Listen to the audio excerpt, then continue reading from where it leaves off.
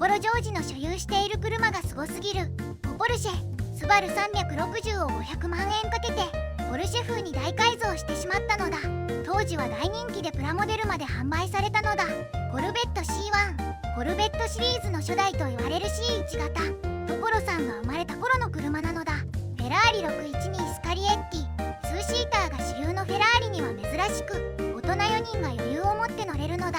フォード F1 ホットロット、フロリダの駐車場でボロボロのトラックを発見し、約64万円で購入。エイジング塗装であえてボロボロに仕上げているのだ。1940年代後半に生産されたものなのだ。シュルビーコブラ、アメリカンテイストの代表格と言ってよいほどのカリスマ性が多くのドライバーを魅了し続けているのだ。所さんの愛車はまだまだあるのだ。ビートたけしが所有している車がすごすぎるパート2、ロールスロイスファントム。運転手付きで日常的に使っている1台なのだ。ベンツ SLS-AMG、 特別なチューンが施されていて、フロントにはオリジナルのティタノの K のエンブレムが輝いているのだ。フェラーリ458イタリア、フェラーリ430の後継となる新型 V8 ミッド6シリーズなのだ。フェラーリ612スカリエッティ、4人乗りのフェラーリで滑らかな曲線基調のフォルムはスポーティーなイメージからは異質な存在なのだ。スネークモータース 196RS、 1950年代のベンツ 196R、 ストリームラインをモチーフにしてエンジンとフレーム以外は作っちゃったのだ。ちなみにスネークモータースはたけしと所ジョージが遊び心で作った仮想会社なのだ。実はゲームに登場していた驚きの芸能人、1月25日に発売されたばかりの最新作「龍が如く8」の出演キャストがヤバいのだ。エリック富澤役、キングヌー井口悟、難波優役、俳優安田顕、三田村英二役、俳優成田凌、沢城譲役、俳優堤真一、海老名正孝役、俳優長谷川博己、朝倉役、格闘家朝倉未来、荒川真澄役、俳優中井貴一、龍が如く6では南雲剛、芸人宮迫博之、広瀬徹役、芸人ビートたけし、まだまだたくさん登場しているのだ。松本人志に救われた感謝の逆告発、週刊文春が報じた疑惑への訴訟対応として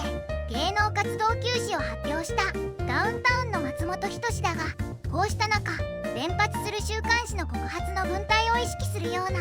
ある逆告発が X に投稿され注目を集めた。私も匿名だけど告発しますの書き出しで、松本人志さんから13歳の夏に生きる力をもらいましたと続き、まっちゃんやダウンタウンを見て生きようと思い救われたという感謝の投稿だったのだ。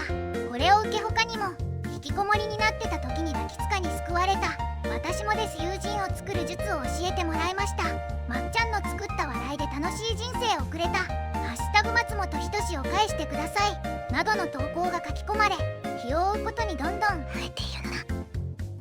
武勇伝蛍原徹がブチ切れた話。アメトーークで芸人からよくいじられ倒して笑いを誘っている蛍原はおかっぱ頭で温厚なイメージだが、昔若い頃に山崎邦生と千原ジュニアの3人で飲み屋を出て道を歩いているとヤンキー集団がやってきて邦生に絡み出したのだ。ジュニアは鬱陶しいなとは思ったもののトラブルは避けたかったため急いでタクシーを拾い乗ったが、蛍原はそこで忘れ物をしてしまったと話し、邦生とジュニアを先に行かせたのだ。だがジュニアは蛍原のことがどうしても気になり引き返すと、なんとそこには鬼のような様相をした蛍原と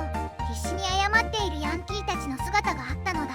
ここまで蛍原がブチギレしたのはヤンキーの言い放った山崎なんて死んだ方がマシという暴言がどうしても許せず一人で車を飛び出したのだ。ガクと一般女性と結婚、内容がヤバい。1月21日 X で一般女性がかねてよりお付き合い婚約しておりましたガクトとの結婚をご報告いたします。とマレーシアの結婚証明書の写真付きでガクトとの結婚を報告したのだ。このポストがネット上では話題に、ガクト本人にも一報が届いたようで、どうやら僕は結婚したらしい、しかも僕は花嫁らしい、僕は一応男なんだがと困惑している様子。結婚証明書の花嫁の欄にガクトの名前が記入してあったでこの女性は特別な治癒能力を持っているらしいが、まずは自分の心と頭を直した方がいいと鋭く突っ込むと、女性との結婚は事実ではないと否定したのだ。ガクトのポスト後、結婚報告をした女性はどうやら偽ガクトに騙されていたらしく謝罪したのだ。北川景子が大悟と結婚した意外な理由。第二子となる男児を出産したばかりの北川景子夫妻はおしどり夫婦として有名だが、夫大悟を選んだ結婚の決め手が意外だったのだ。大悟といえば優しそうな反面、ゆるい感じで少し頼りなさそうだが、北川さんによると、いざという時に頼もしく何事にも動じない男らしい方。一番はお仕事にストイックで、音楽を作ったりバラエティのことも考えたり、全てに惹かれてこういう形になったと思いますと語っているのだ。ちなみに交際を申し込んだ大悟は OTK 俺と付き合ってくださいと大悟で告白し、北川さんが出した答えは SYO 末永くよろしくお願いします時の聞いた愛情たっぷりの返事をしたのだ。大悟がわからない人は本を買うといいのだ。中条あやみキスシーン後に唇が2倍に腫れる。劇場版君と世界が終わる日にファイナルの初日舞台挨拶で竹内涼真が演じた主人公の恋人役だった中条あやみがサプライズで登場し、ドラマでの撮影を振り返ったのだ。中条さんとのラストシーンが未だに夢に出てくるくらい辛かったと振り返るほど忘れられない竹内は、そのシーンの撮影後高熱が出るほどだったのだ。すると中条も私もキスシーンがあったじゃないですか、その後唇が2倍に腫れたんですよ、だから竹内くんのせいだなって思ってたの、変なのが映ったのかなって思ってたんですけど、結果すごく寒い海辺でやってたから寒冷ジンマシンになっちゃって、それで唇が腫れたと明かしたが、竹内は僕とキスをすると唇が腫れる、それくらい威力があると周囲を笑わしたのだ。